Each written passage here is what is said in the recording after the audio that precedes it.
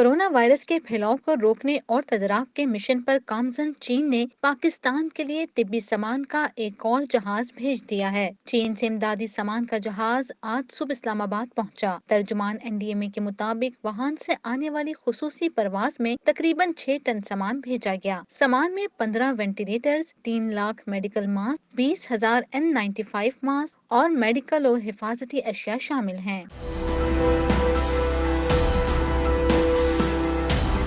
चीनी सफीर ने सामान chairman NDMA lieutenant general Mohammad Afzal के हवाले किया। कहा, चीन मुश्किल घड़ी में पाकिस्तान के साथ भरपूर ताउन जारी रखेगा। आज ये दूसरी फ़्लाइट है जो चाइना की तरफ से आई है। इसमें 3 लाख मेडिकल मास्क हैं, 20,000 के करीब N95 हैं। इसके अलावा 20,000 ही जो हैं वो ओवरऑल कम्बिनेशन हैं डिस्पोजेबल, और 15 वेंटिलेटर्स हैं। मैं पाकिस्तानी कौम की तरफ से, पाकिस्तानी गवर्नमेंट की तरफ से गवर्नमेंट ऑफ चाइना का शुक्रिया अदा करता हूँ।